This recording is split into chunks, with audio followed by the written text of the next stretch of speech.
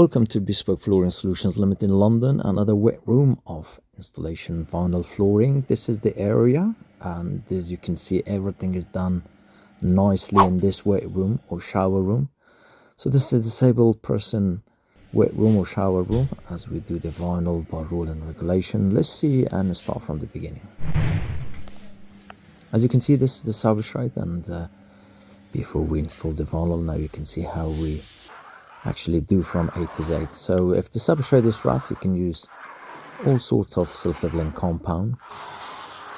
Here the substrate was a bit rough, so we had to use two different types of self-leveling compound. As you can see now, everything is done and dusted, so we have to let it dry.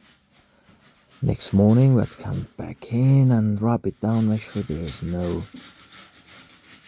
roughness under the vinyl, and get rid of anything that will show through the vinyl, so you need to rub it all down. It's a small room, so we do our Cove former first, make sure everything is done nice and neat, and later on we're gonna glue it.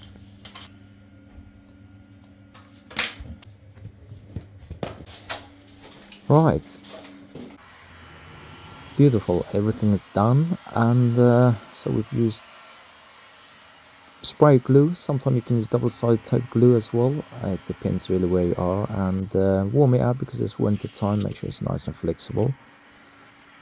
The Cove former is done. Now we're using double-sided tape all the way around for the vinyl to be stuck up the wall. Double-sided tape is really good. It's a bit expensive than F60, but it's not harmful to health to use double-sided tape. That's why we don't use F60. Right, now double-sided tape will be used for Cove former.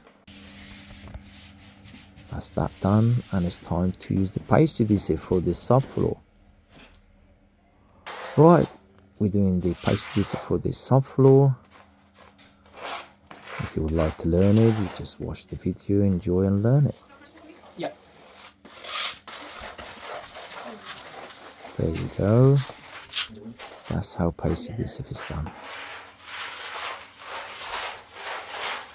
Everything requires practice, and you can learn it.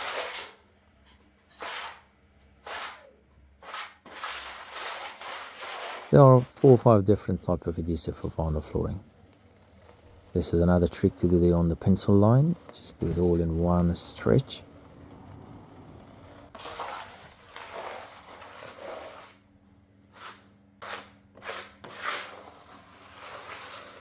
So once the adhesive is done, you just let it dry for like 10 minutes. And then once it's dried, then you lay the vinyl in. There you go, the vinyl is in, and now it's time to install and cut all the vinyl in.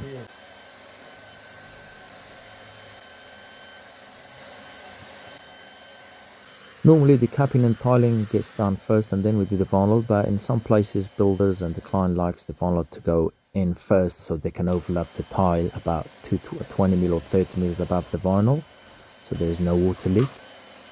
And when we do our vinyl, they can do the capping on top of vinyl, and then they can install the tiling on top of the capping. So that means the tile and the capping will be overlapped about 20 mil on the vinyl.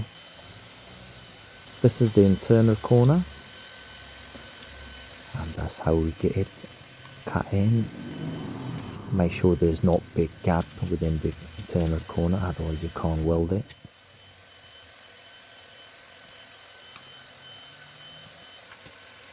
Cap and Cove vinyl floor installation is not easy, so you have to be professional to do it, because there's always a risk of water leak underneath the vinyl if you don't do it properly.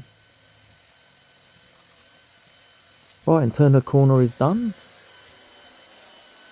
There you go. This is the gully, and we cut the vinyl around the gully as well, and once that's cut we put the cover on. Easy as that. We always use F60 or double-sided tape underneath the gully area as well, all the way around, so make sure there's some tension and the vinyl gets hold of it as well.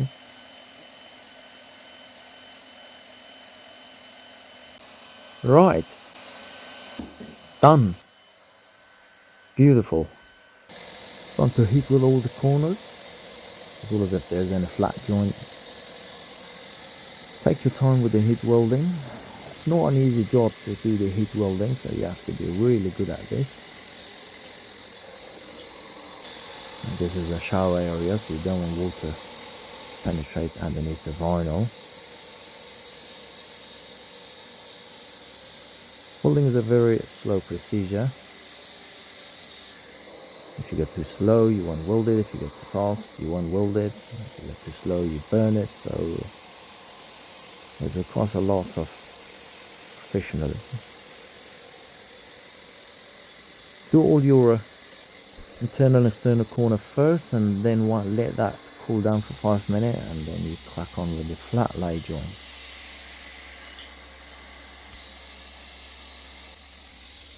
Once the flat lay joint is done, let it cool down for 1 minute.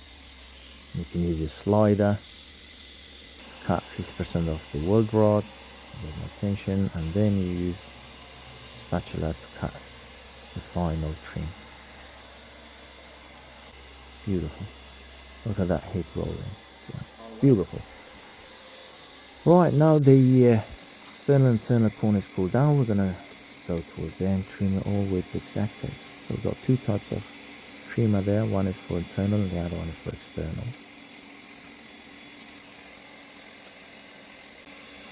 There they are, both of them.